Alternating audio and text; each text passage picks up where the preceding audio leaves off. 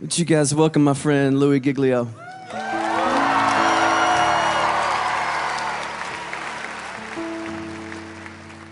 You guys can have a seat. Thank you so much. Man, what a great confession. We're calling this, I think you knew this already, the How Great Is Our God Tour. Not just because God has given Chris this phenomenal song that circled the globe, but we're calling it the How Great Is Our God Tour because we are here tonight worshiping a God that is far beyond anything we could ever dream of or imagine. We are here tonight to worship a huge, massive God of grace and glory. If there's anything that could happen tonight, our heart is that we will leave tonight with at least a couple of things having happened to us. One being that our view of God will be completely blown up all over again, and that the view that we have of God will be expanded in this place tonight, and that we will leave here with the confidence that He is able to hold on to us and hold us together no matter what circumstances come our way in this lifetime.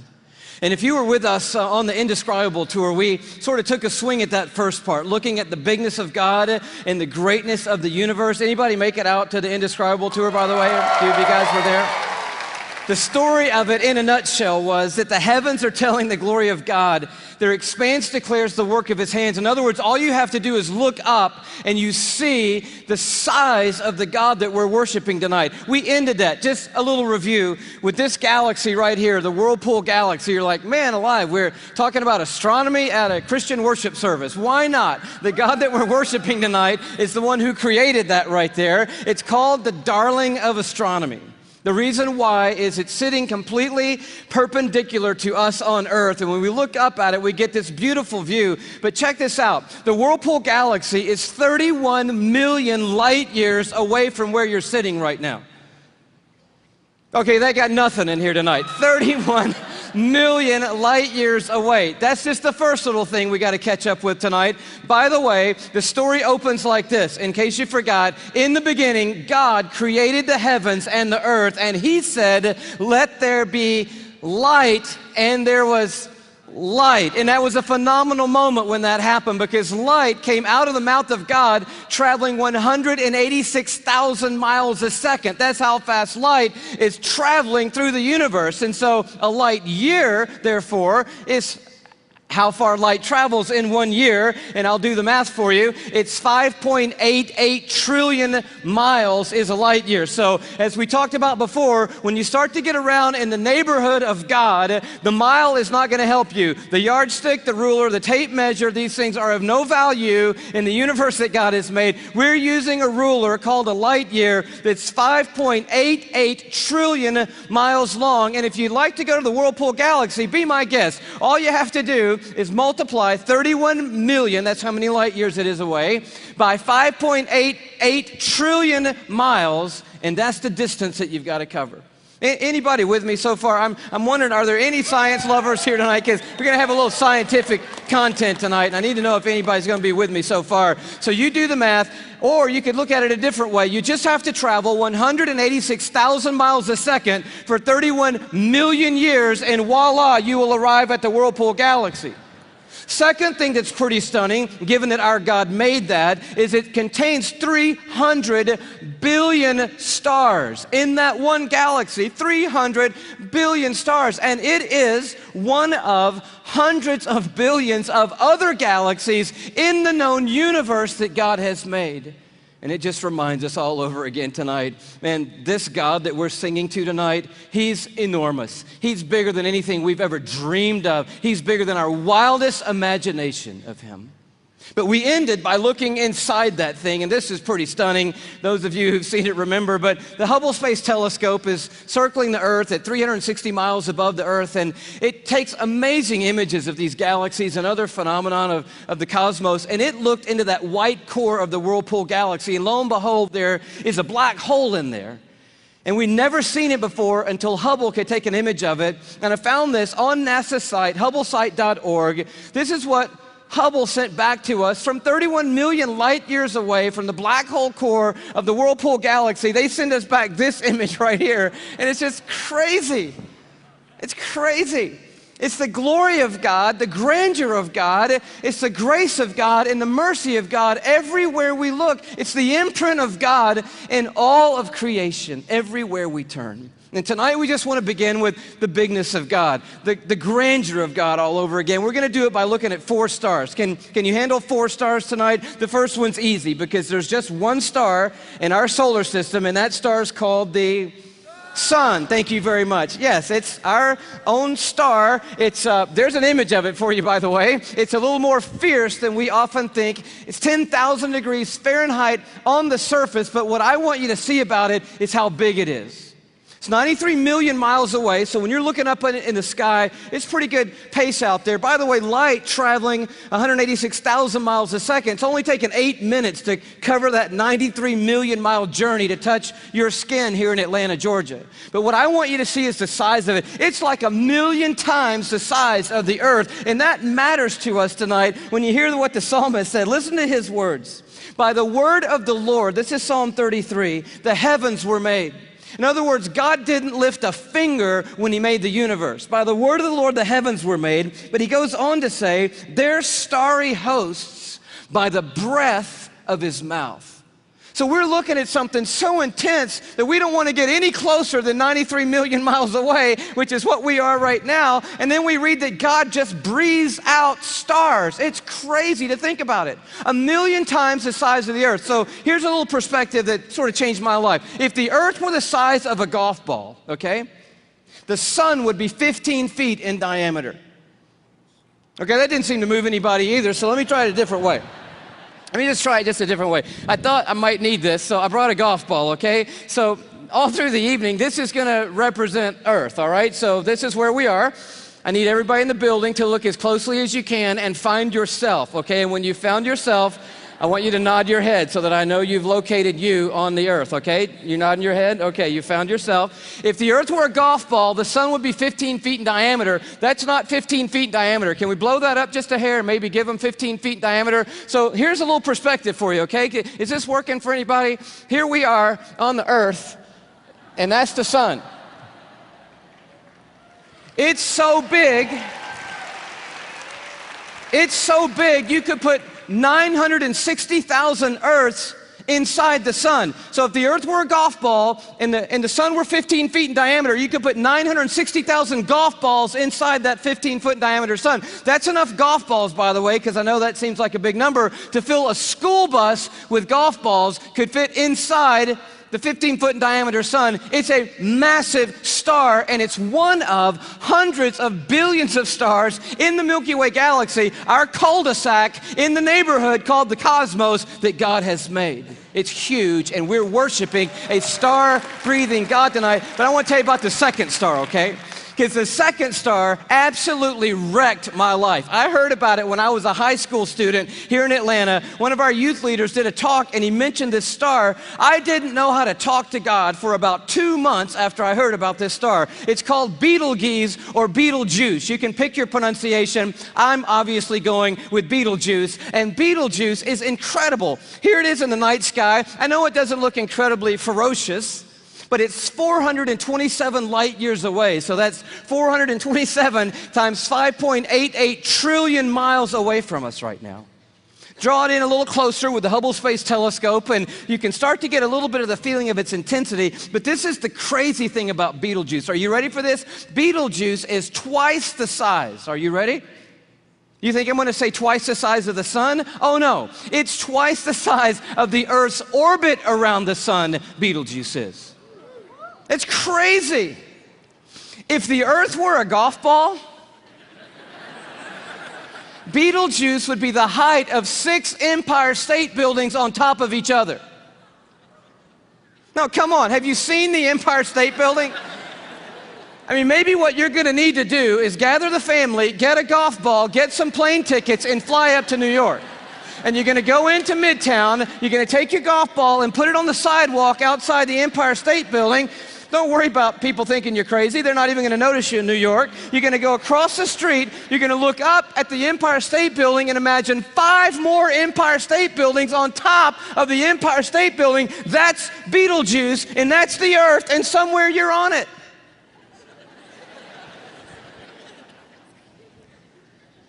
You could fit 262 trillion Earths inside Betelgeuse. So if the Earth were a golf ball, that would be enough golf balls to fill up the Superdome with golf balls. 3,000 times.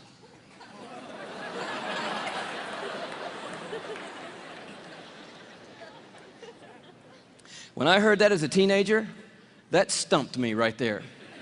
Because most of my praying had been advising God, correcting God, suggesting things to God, drawing diagrams for God, reviewing things with God, counseling God. The third star, can you go a little bit bigger with me? The third star is called Musifi. Here it is in the night sky. It's that gold star to the top left. We have the big image of it. It's 3,000 light years away, but I just want you to see it in the span of all these little glittering stars so that you know that at times when you look up at night, it is not just twinkle, twinkle, little star, how I wonder what you are. I'm telling you what you are. What you are is intense and huge and massive and ferocious is what you are. And this one used to be called Herschel's Garnet Star. Check it out. If the Earth were a golf ball, Musifi would be the width of 2 Golden Gate bridges end to end. Apparently, you're going to need to go from New York to the West Coast. Go to San Francisco with your family and your golf ball. Place your golf ball at the beginning of the Golden Gate Bridge. Go across the bay into Oakland to a high place where you can see the entire Golden Gate Bridge. Another second Golden Gate Bridge will be in your imagination. Span all the way back the 2 Golden Gate Bridges to the very beginning and find your golf ball over there. That's the Earth, and somewhere you're on it. One of the stars in the Milky Way galaxy. It's so big you could fit 2.7 quadrillion Earths inside this one star. Thank you so much. Where have you been all night? Now, quadrillion we have not talked about, and I need to explain this just briefly because I don't know about you, but I do not understand the national debt or any numbers bigger than about $875.28. I get that number. Go bigger than that, I don't know. But you need to understand a quadrillion, okay? Because this star is crazy big. A quadrillion, let's do it this way. Everybody knows a million, right? How many of you know what a million is? You can kind of get your head around a million. Everybody? All right. You know that a billion's 1,000 million, and a trillion is 1,000 billion, and a quadrillion is 1,000 trillion, right? Everybody knew that? Here's the perspective. This changed my life, right? A million seconds ago, 12 days ago. Isn't that cool? See, that saves you doing that on your little calculator at home, which I dare you to try to do when you get home tonight. But a billion seconds ago, you're thinking, oh my goodness, if it's 12 days ago, I'm going all the way back to like September with you, Louis. This must be crazy, right? How about May 1975 is a billion seconds ago? You're like, whoa, that's a little bit bigger than a million. Oh yeah. A trillion seconds ago, you're like, I'm on the 1800s. No. Christopher Columbus? No. 29,700 BC is a trillion seconds ago. A quadrillion seconds ago, 30,800,000 years ago is a quadrillion seconds ago. We're talking about a really large number, and Musifi is so big, you could put 2.7 quadrillion Earths inside this one star. But it is not even the biggest star we have found. I love science. And science has just brought us the largest star they've found. It's called, are you ready for this? Canis Majoris. Now, I'm no linguist, but that's a cool name for the biggest star we've found so far. I think that means the big dog star, and that's exactly what it is. I bring it to you as a little bitty purple, glow just to the right of center there. But Canis Majoris, oh wow. If the Earth were a golf ball, Canis Majoris would be the height of Mount Everest.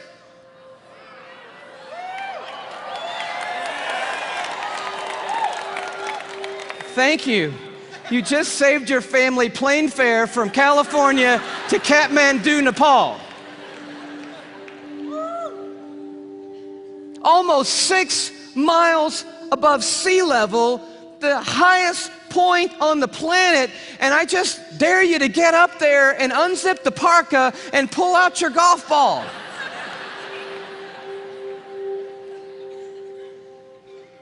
You could fit 7 quadrillion Earths inside Canis Majoris. That's enough Earth, if the Earth were a golf ball, to cover the entire state of Texas in golf balls, 22 inches deep. You see the one you're on?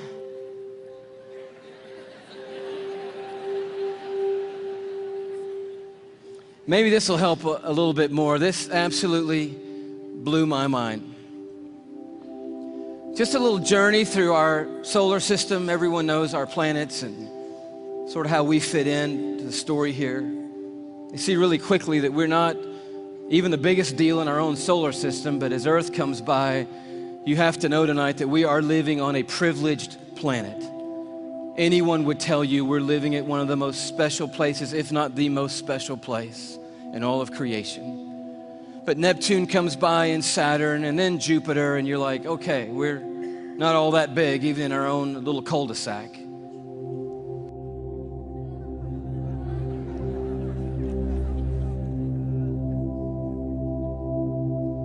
I just noticed the blue dot fading away is not the Earth. That's Neptune. The Earth has gotten too small to see anymore. Sirius comes by. Little plug for satellite radio. Not the biggest star, but the brightest star that we have found so far. Pollux, which we didn't mention. Arcturus. Such a beautifully named one, Regal. But then the one that messed me up.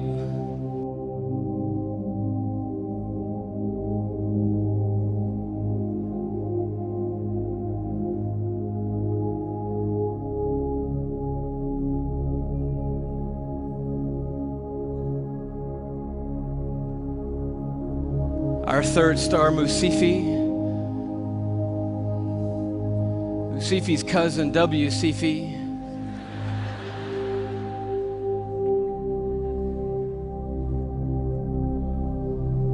And Canis Majoris.